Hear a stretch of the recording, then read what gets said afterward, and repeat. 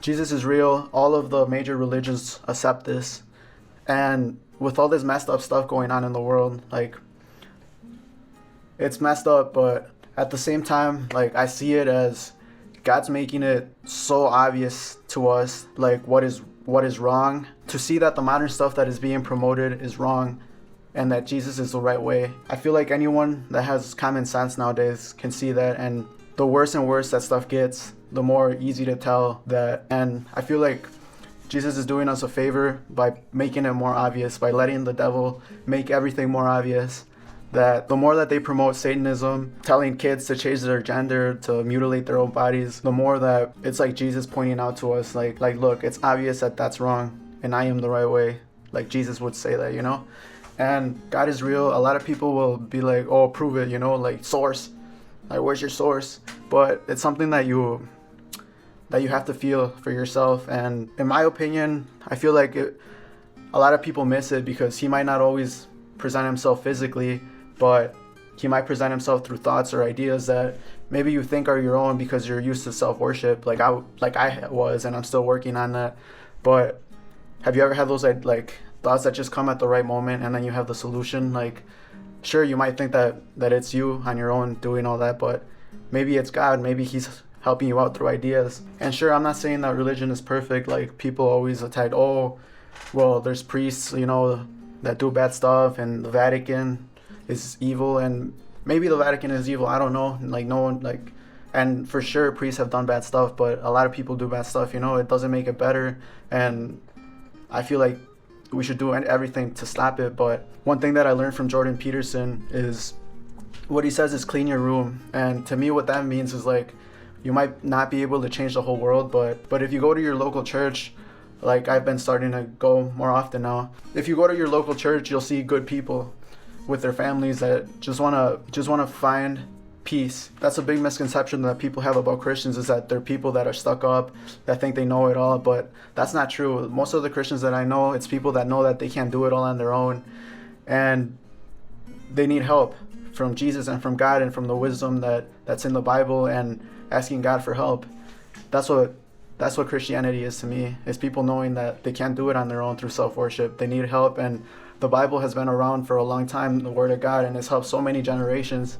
And it's only within the last 50 years that people have started really moving away from it and accepting a new religion, which they call progressivism, which they call it progressive, but that's not true. I mean, throughout history, you think a man's never put on a dress?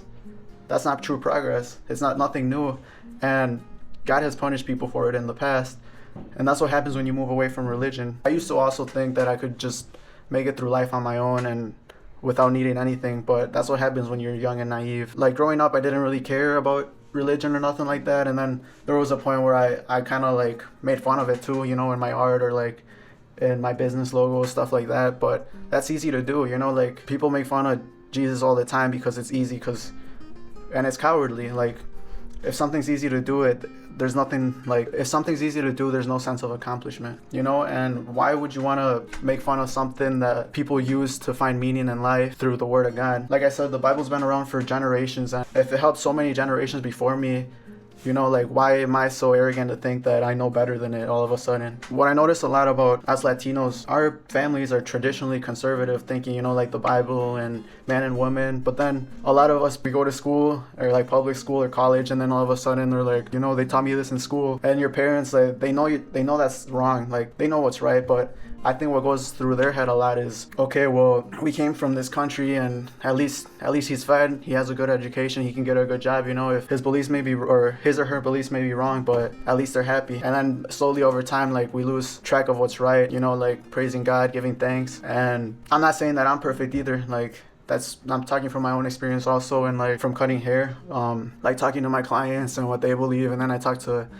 their parents when I cut their hair, and I know how they think, you know. So that's how I form my opinions. I'm not perfect. I mess up all the time, you know, drinking and stuff like that. But through finding that peace in God, you know the right direction, and I think that's what matters. A lot of people that talk bad about religion, I find that they're bitter for some reason, you know. Maybe they feel like they weren't heard, or they think that just because they asked for it, they're entitled to it. It's not like that, you know.